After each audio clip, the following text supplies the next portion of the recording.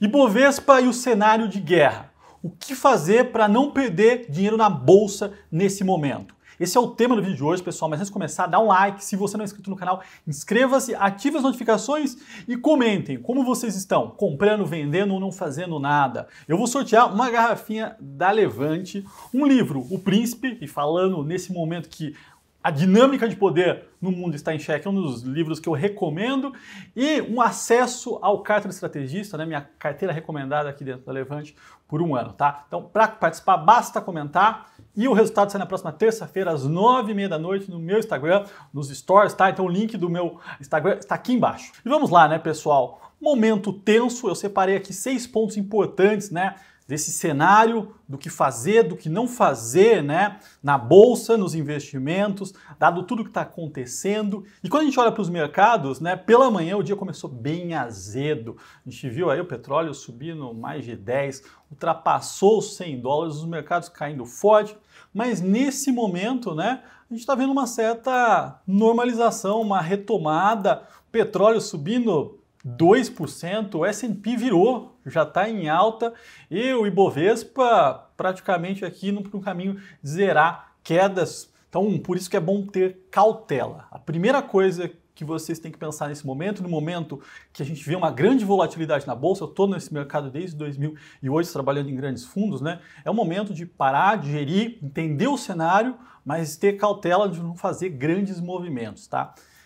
Dado isso, o que é importante? Cenário, tá? Nosso ponto número 2 dessa conversa é entender qual o cenário, e o cenário que tem se desenhado, qual é? É de uma guerra mesmo, eu falei aqui no último vídeo. Entretanto, é uma guerra rápida. A gente não está falando aqui de um movimento militar da Rússia na Ucrânia e sem participação do Ocidente, né? A gente tem visto aí os países sendo duros, né, nos discursos, entretanto, nenhum país do Ocidente está com capital político ou está disposto a entrar num conflito bélico nessa altura do campeonato. Então, o que a gente entende aqui, qual o cenário base, é que é uma questão militar entre os dois países lá, vai ser uma guerra rápida, em que a Rússia vai tomar rapidamente, né? Ela fez isso já nessa noite praticamente, e ninguém mais vai se envolver. A gente tem assistido isso, inclusive, pelos discursos dos governantes, tá? Então esse é o cenário base. Pode ver que o mercado, apesar de ter reagido negativamente, dado, né, o cenário bélico numa guerra, foi pequeno. E a gente vê uma retomada. Então o mercado já esperava que isso acontecesse e é algo que vai se restringir à Rússia e Ucrânia. Pessoal, e dentro desse cenário, né, pensar na carteira como um todo é importante, né? Não dá para investir puramente numa ação ou não pensar numa estratégia mais completa para patrimônio. Como eu venho falando aqui, né, dentro da Levante, eu tenho um time especializado em fazer essa carteira personalizada para cuidar, né, de quem tem um patrimônio um pouco maior e conseguir diversificar e pensar aí nos próximos anos, ter caixa, né, aproveitar esses momentos para fazer aumento de posições. Então vou deixar o link aqui embaixo do telefone, né, do time comercial, do WhatsApp, fiquem à vontade.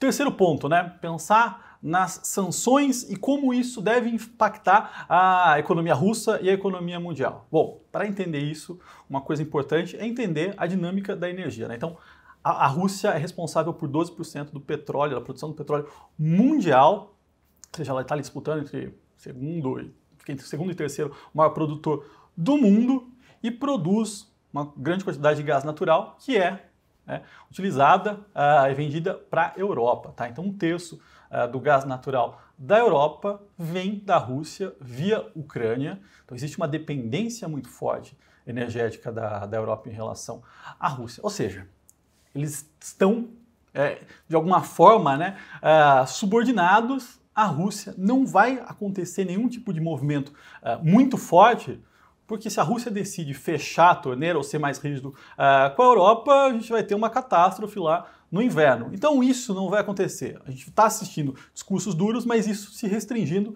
a falas, né? Porque ninguém quer se dar mal nessa dinâmica econômica, né? Então esse é um ponto importante. É uma questão muito delicada em que, inclusive agora, né, puxando aqui mais um ponto, o Biden falou agora à tarde, e qual o discurso dele? Um discurso extremamente moderado, né?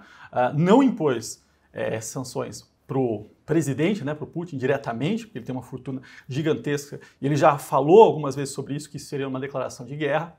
Em relação à China, falou que não pode afirmar nada, a Índia também não está apoiando, né, essas sanções com os Estados Unidos, então não existe, né, um movimento forte de tentar ali impactar a economia da Rússia, ainda mais quando a gente coloca a China extremamente pragmática e uma parceira comercial da Rússia, né? Então, esse cenário todo é muito mais um cenário de discurso e o cenário de fato ali de conflito bélico vai ficar restrito à Rússia e Estados Unidos, porque no final do dia o que importa é a economia e a gente vê os posicionamentos dos governantes nesse momento. Bom, qual o impacto direto na economia, nos mercados, né? É isso que é importante aqui para nós nesse quarto ponto. E a questão é inflação. De 2020 para cá, nós tivemos, né, um movimento dos bancos centrais reduzindo, praticamente zerando os juros no mundo para ver as economias retomarem, injetaram uma quantidade de capital aí sem precedentes nos mercados, e aí, começo de 2021, a gente começou a ver uma pressão inflacionária, isso vem aumentando. A gente vê inflação ao produtor no mundo, né, rodando entre 20% e 30%, então existe uma pressão muito forte. Nos Estados Unidos, a inflação ao consumidor está acima dos 7%, no Brasil o IPCA não tem cedido, né, tem rodado acima dos 10%, então a inflação é um problema no mundo.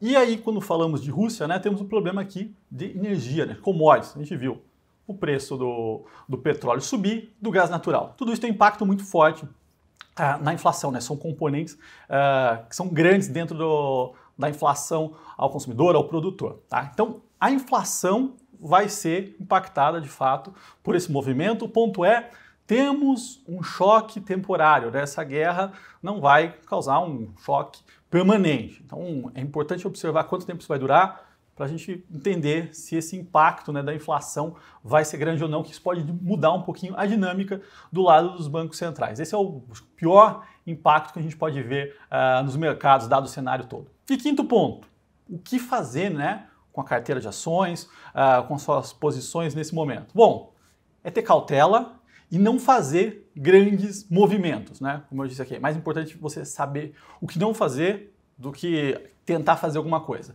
E nesses momentos é bom ter cautela. Se você tem uma carteira bem montada, bem estruturada, distribuída, né, com caixa, não deve fazer nenhum grande movimento, mesmo porque a gente está vendo aqui o Brasil e o Ibovespa pouco afetado, dado o cenário positivo que tem se instalado, tanto para as economias emergentes, né, e o Brasil ganhando destaque. Tenho falado muito aqui, o Brasil tem recebido um grande fluxo de investidores para a Bolsa, né, estrangeiros, então 100 bi de dólares no ano passado, o maior número da história, e esse ano, né, até meados aqui de fevereiro, mais de 46 bilhões de reais. Então o fluxo tem sido altíssimo no nosso mercado. O Brasil, né, a Bolsa Brasileira é uma bolsa basicamente de commodities, serviços financeiros, que são ativos de velho invest, ativos que têm um múltiplo muito baixo, né, e com aumento de juros ou as perspectivas de aumento de juros nos países desenvolvidos, a gente está vendo uma rotação das empresas de tech, né, desses investimentos, para setores da velha economia. Então isso favorece o Brasil e quando a gente olha, né, para o nosso nível de preço, as ações estão descontadas, né, olhando para o valuation, e quando o estrangeiro olha em dólar, né, esse número é ainda melhor. Então as coisas continuam boas para cá e aproveitar, né, fazer movimentos técnicos para quem tem caixa de aumentar. Eu acho que não é o momento hoje, né, está falando aqui do primeiro dia, provavelmente teremos aí alguns dias voláteis, isso não vai sair da nossa pauta na próxima semana. E aí aproveitar quais empresas sofreram mais e não têm impacto, estão mais descontadas para fazer aumentos aí pontuais na carteira. E o último ponto, né, o sexto ponto que eu separei aqui é olhar para as empresas atreladas ao setor de petróleo, né? Então, Petro soltou um baita resultado, entretanto caindo forte. Por que isso está acontecendo? Muita gente tem me perguntado. A questão é, o aumento do petróleo ajuda, né, naturalmente uma relação mecânica aí, no preço dos combustíveis e isso na veia para EBITDA e lucro da Petro. Entretanto, a gente está num momento em que o preço dos combustíveis subiram demais.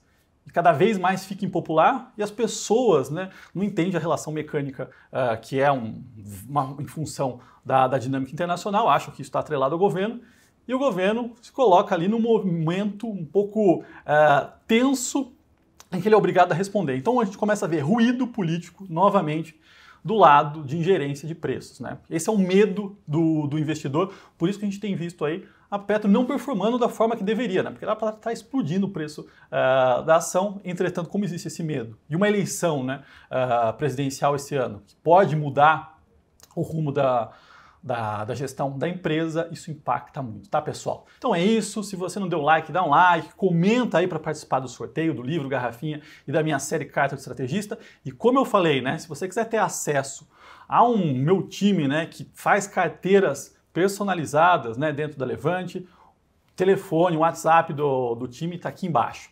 Um grande abraço e até o próximo vídeo.